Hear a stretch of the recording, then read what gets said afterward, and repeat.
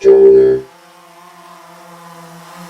What's up, Joners? B here, and I'm going to talk to you guys today about the remote pilot ID laws that are being proposed by the FAA that are going to affect you, whether you are a hobbyist or a pro drone pilot. So let's get right into it.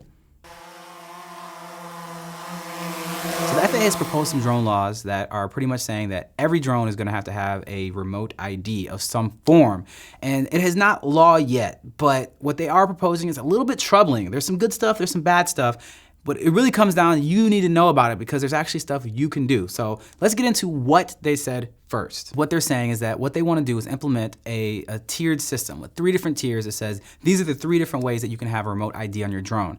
Now, what is a remote ID? Remote ID is pretty much like a license plate on a drone, but in this instance, because it's a drone, it's small, it's flying, they figure that the only way you can have a license plate on a drone is to actually have it to transmit it electronically so that people can have some kind of reader or check on the internet or something like that and be able to say, oh, whose drone is this?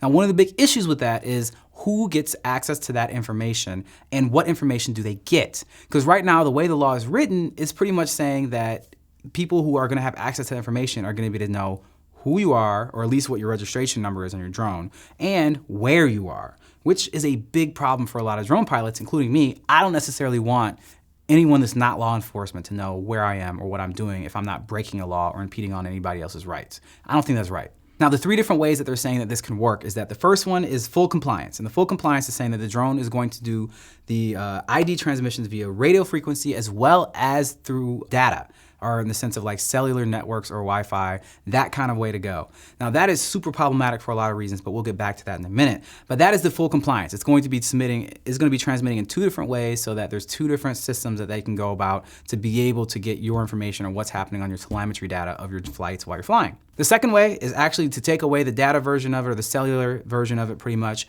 and say that no, okay, just doing radio frequency transmissions. But that does come with some restrictions, some very serious restrictions. Those restrictions say that you only can fly 400 feet away from a pilot.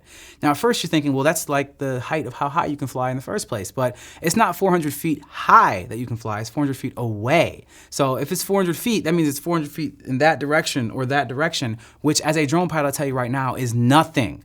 In a clear day, you can see your drone for thousands of feet and see it clearly and still be able to maintain a safe contact with it and be able to do all the things you need to do. I don't have a single job that I can remember that I've ever done where I've had to fly less than 400 feet away from myself. So for me, that's not even an option as a pro drone pilot to say, oh, okay, cool. Well, I'm not gonna do the data thing. I'm just gonna do this like radio transmission and it's only gonna be 400 feet. Like that's gonna kill a lot of work. The only people I could really see that working for maybe is real estate people. But in all honesty, that's a real tough law. Which brings us to number 3. Number 3 is pretty much no compliance for the most part without any kind of remote ID. And those are pretty much gonna be hobbyist laws and saying you're only allowed to fly in the FAA recognized identifiable area, AKA where the AMA says you can fly is like those fields and stuff. That's pretty much it.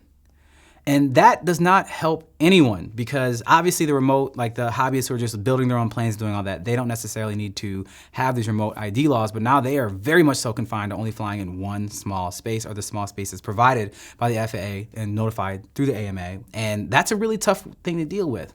Now, what becomes problematic with all of this is a lot of things. First of all, cellular data or the data. How is that gonna work? Think about it. Every device, your iPad, your phone, any device that you have that receives and transmits data, what do you have to do? You have to have an entire data plan for that and you have to pay for it. $60 a month, $40 a month, whatever it is. Depending on which service it is, you might be getting a better deal here or there, but either way, you still gotta pay. And that's a serious cost burden on drone pilots. Drones are already very expensive. And now to say, if I just want to be able to fly, how can I have to have a subscription service to some kind of data plan every time I go up. And then the other question is, like I said before, who has access to that data? Can anyone log into the computer, go into the FAA website, look at the new infrastructure and say, oh, okay, cool. There's a drone flying over there. It looks like it's Brennan's drone. Yeah, that's Brennan. Oh, and he's right there because that's where he's flying from. And people can just roll up on you and do whatever. I don't particularly agree with that being the way. I think that it should work just kind of like a license plate on a car. You can see my license plate anytime you want, but it means nothing to you. Unless you have access to the law enforcement's databases to be able to look up who I am and how I've registered my vehicle, you have no way of knowing what that license plate means. All you can do is report it to the law enforcement agencies, which I think is exactly the way that this should work. One other thing that's a huge concern is who's going to pay for this new infrastructure? Well, We already know who's gonna pay for this new infrastructure. Drone pilots are gonna pay for this new infrastructure. They're not gonna put a new tax on the general public to pay for something that we want to do. So how much are we gonna have to pay to have these systems monitor and maintain to be able to fly drones? There's gonna have to be more people, there's gonna have to be new systems. We gotta pay for all that. So now it's gonna be like every time you have a drone, you might have to pay the FAA every single time you get a new drone, or every time you register a drone. Instead of $5, it might be $25, it might be $50. Who knows? But that wasn't specified either. But we do know that this is going to incur additional costs that we as drone pilots are going to have to bear the burden, which is fine. That's okay if this is being a better thing. I think most pilots like myself agree. There should be some kind of remote ID that happens with drones that makes it so that there could be more accountability in drone flight so that people don't do things as stupidly as they may do them now. That is overstood. Everyone agrees with that. What they don't necessarily agree with is being able to have the information accessible to everyone, or forcing drone pilots to have to pay for data plans to transmit this data in this very troublesome way. And I don't want to pay for a data plan for each and every single drone I have.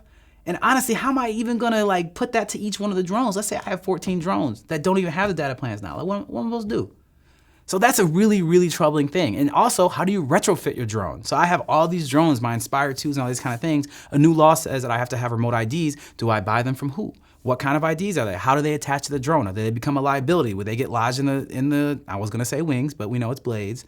But how can you know that it's gonna be safe? How do you do that? And there's a lot of unanswered questions. So like I said, this isn't law yet, and you can still actually comment on this because they're still accepting public comments, which I strongly encourage you to do. And matter of fact, the link is below. Go there, give them your thoughts. And those thoughts can be better informed, but the problem is this law is 319 pages long. Who is gonna read that? I mean, honestly, who is gonna read that? It's really important that you do if you're a commercial pilot, and also comment and let them know what you're thinking. But what I say is, listen to what I've been saying in this. If you trust what I'm telling you, then make your comment about how you feel about it on the FAA's website so you understand. Let them understand that we care. That we care and that we want this to be a law, but we want it to be a law that makes sense, a law that is reasonably put together, and a law that works for everyone, because there's no reason that it can't do that. So check out the link below.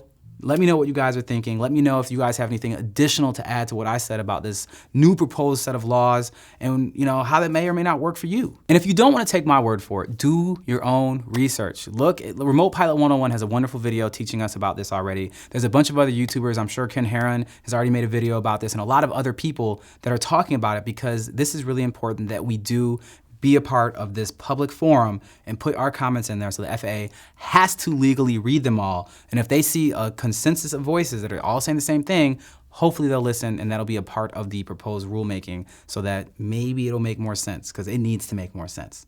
Droners, thank you so much for checking out this law-focused episode of Droner. It was good, but I appreciate you sticking with me. And if you want to see more things about what it is to be a professional drone pilot, well, we got them right there. Or if you want to see the greatest video ever to be the lead video for a drone channel like this one, it's right here. As always, I would really appreciate if you guys would go ahead and hit that subscribe button with the notifications so you know when we put out that new comment, and we know you love us because you're here doing it. And as always, make sure you stay fly.